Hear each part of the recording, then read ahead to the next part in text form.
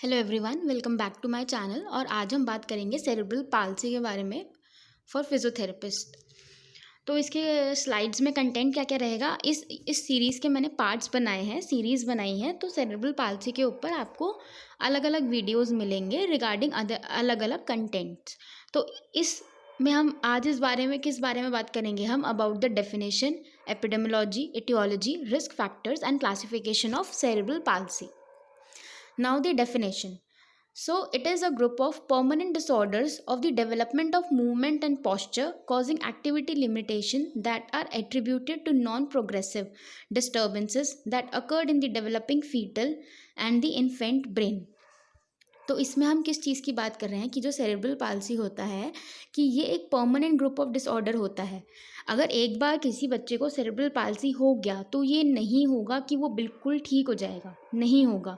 उसकी वजह से परमानेंट डिसऑर्डर है तो उसकी वजह से क्या होगा, उसको मूवमेंट एंड पॉस्चर में लिमिटेशंस आएंगी, जिसकी वजह से उसकी जो एक्टिविटीज़ होंगी, जो एडीएल्स होंगे वो अफेक्टेड होंगे। And it is non progressive. तो आपको ये जो टर्म है नॉन प्रोग्रेसिव, इसको आपको अच्छे से याद कर लेना है कि जो सेरेब्रल पाल्सी होता है इट इज़ नॉन प्रोग्रेसिव और ये हमेशा डेवलपिंग फीटल या इन्फेंट ब्रेन में होगा। The motor disorders of cerebral palsy are accompanied by disturbance of sensation, perception, cognition, communication, behavior, epilepsy and secondary muscular problems। क्योंकि उसका मूवमेंट और पॉस्चर में प्रॉब्लम है तो उसकी वजह से हमारे सेकेंडरी प्रॉब्लम्स होंगे। The primary neurological impairment caused by the brain injury in CP affects muscle tone, selective control, coordination, and balance. Although the neurological impairment is static, that is, it is non-progressive. Its musculoskeletal manifestations are progressive, particularly during growth. ठीक है, तो जो एक बार brain में damage हो गया वो हो गया, उससे ना ज़्यादा बढ़ेगा ना कम होगा ब्रेन का डैमेज। बट ब्रेन के डैमेज की वजह से क्या होगा, मान लो फॉर एग्जांपल बच्चे को स्पास्टिसिटी हुआ, ठीक है। तो अब स्पास्टिसिटी जो होगा, अब वो तो हो गया क्योंकि ब्रेन डैमेज हुआ। अब पर स्पास्टिसिटी की अगर उसका ढंग से ध्यान नहीं रखा गया तो he will be having contractures, he will be having muscle tightness, muscle stiffness, उसकी मूवमेंट नहीं होगी। तो ये सब चीज़ें हमें देखने को मिलेंगी। Sir William Osler, the father of modern medicine, first coined the term cerebral palsy and इन्होंने etiologies बताई थी aside from birth asphyxia. Then we will talk about the epidemiology. तो prevalence क्या है इसका, 2 to 2.5 per 1000 birth. अब prevalence of CP होता है, it increases with prematurity. या आप इसके डाटा देख सकते हो यहाँ पे पॉज करके। इटियोलॉजी को हमने क्लासीफाई किया है ब्रॉडली 3 उसके अंदर, प्रीनेटल, पेरीनेटल एंड पोस्टनेटल। तो जो प्रीनेटल होता है यानी कि जब द फीमेल इज़ प्रेग्नेंट तब आता है 75% केसेस के अंदर इटियोलॉजी, और बाकी दो को हम कंबाइन करते हैं 10 to 18% केसेस के अंदर। अब ये सारी डिजीज़ हैं जो कि हमें प्रीनेटल कॉज में देखने को मिलेंगी कि अगर लेडी को कोई सिस्टमिक डिजीज़ है, ब्रेन एबनॉर्मेलिटीज़ हो गया, मल्टीपल गेस्टेशंस हैं, असिस्टेड रिप्रोडक्शन है, आईवीएफ्स है वगैरह, placental abnormalities, intra uterine hypoxia, intra uterine infection, potential pathogenic genetic variant. फिर आता है हमारा पेरीनेटल। तो इसमें क्या कॉमनेस्ट कॉज क्या है हमारा, prematurity, then CNS infection, stroke, hypoxic ischaemic insults and prolong labour.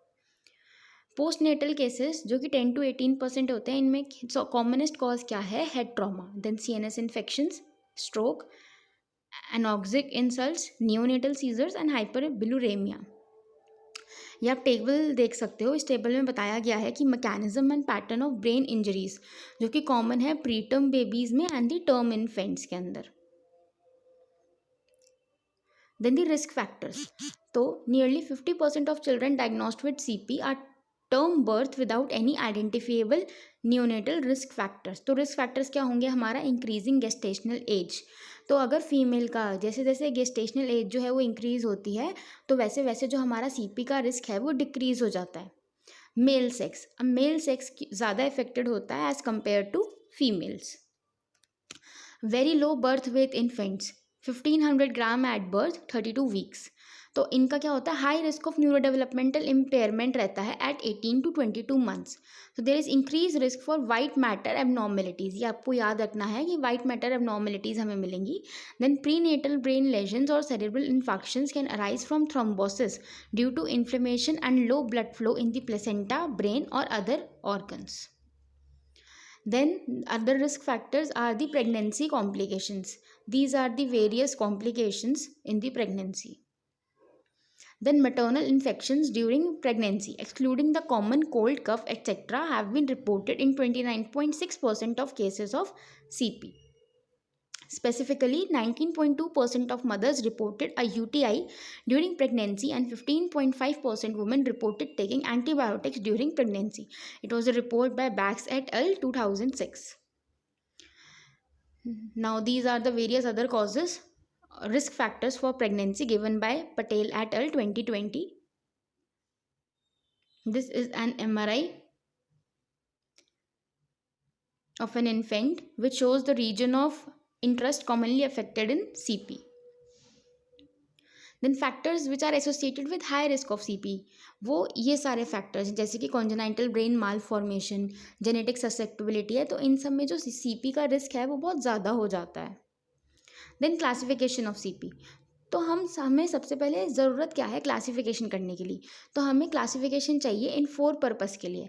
सबसे पहला है डिस्क्रिप्शन देने के लिए कि हमें डिटेल पता चलता है कि जो इंडिविजुअल है उसका CP कितना है, कैसा है, उसका नेचर कैसा है, सिवियरिटी कैसी है, उसका प्रोग्नोसिस देखने के लिए, तो उसके लिए हमें डिस्क्रिप्शन के लिए चाहिए. दूसरा है प्रेडिक्शन के लिए कि हम इंफॉर्मेशन प्रोवाइड कर सकें हेल्थ केयर प्रोफेशनल्स को और उसकी जो करंट रिसर्चेज हैं, करंट एंड फ्यूचर सर्विसेज हैं, उनके ऊपर हम बात कर सकें. देन दी कंपैरिजन, अब आप किसी भी बच्चे का अगर देखोगे जिसको CP है, फॉर एग्जाम्पल 2 बच्चों को अगर स्पास्टिक CP है तो दोनों के क्लिनिकल फीचर्स अलग अलग होंगे, तो हमें कंपैरिजन भी करना आना चाहिए कि हाँ अगर दिस इज स्पास्टिक CP तो स्पास्टिक CP के भी बहुत सारी क्लासिफिकेशंस हैं क्योंकि उसके बहुत सारे फीचर्स होते हैं जो हर बच्चे में अलग अलग दिखते हैं, तो हमें कंपैरिजन करना आना चाहिए. Then is the evaluation of change for जो हमें अपना ट्रीटमेंट दे रहे हैं पेशेंट को, उससे कितना बच्चा ठीक हो रहा है, कितना नहीं हो रहा है, क्या उसका प्रोग्नोसिस हो रहा है, या हमारा जो हमने ट्रीटमेंट प्लान किया है वो ठीक है कि नहीं है, वो सब भी हमें देखना है. अब जो क्लासिफिकेशन ऑफ CP हमने ब्रॉडली करी 2 में, एक तो traditional classification and additional classification. Traditional में हमारे 2 आए, motor and on the basis of location.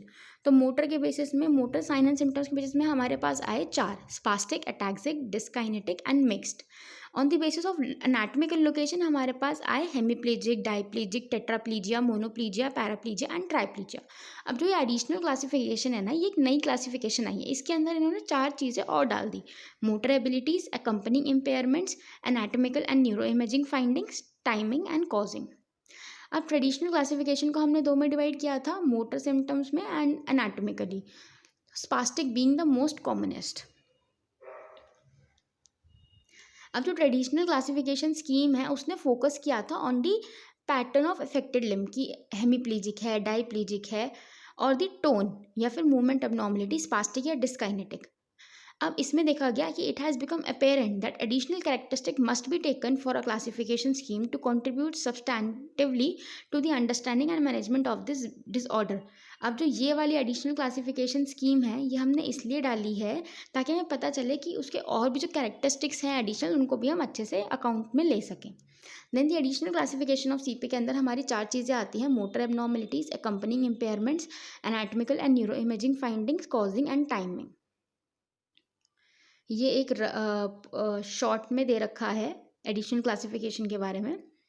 अब सबसे पहले आता है motor abnormalities in the additional classification of cerebral palsy. अब ये 2 में डिवाइडेड है, nature and typology and functional abilities.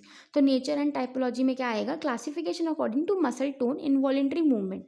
SCPE divide CP into spastic, dyskinetic and ataxic type. ये उसके हमने नेचर के बारे में बात करी कि मोटर एबनॉर्मलिटी का नेचर कैसा है.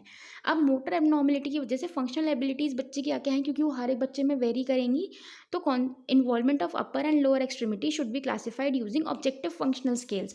तो इसमें हम डिफरेंट फंक्शनल स्केल्स यूज़ करते हैं जैसे कि GMFCS, BFMF, MACS. देन दी अकम्पनिंग इम्पेयरमेंट, ये सेकेंड टाइप है इन दी एडिशनल क्लासिफिकेशन। तो अदर इम्पेयरमेंट्स भी इंटरफेयर हो सकती हैं with the function ability of the child, तो उसकी वजह से ग्रेटर एक्टिविटी लिमिटेशन हो सकता है then the motor impairments that are hallmark of CP. इसमें क्या क्या आ सकता है, सीजर्स हो गया, hearing and visual problems, cognition, attention, emotional behavioural deficits and later developing musculoskeletal problem. तो सीपी के केसेस के अंदर कई बार इन सारी चीज़ों की वजह से जो सीपी खुद एक प्रॉब्लम है, जो मेन प्रॉब्लम है, वो बच्चे को कम इफेक्ट करती है, और ये सारी जो उसकी अकम्पनिंग प्रॉब्लम्स हैं ये ज़्यादा इफेक्ट करती है बेबी को। Then the third is anatomical and neuroimaging. तो इसको भी हमने दो में डिवाइड किया, anatomical distribution and neuro imaging.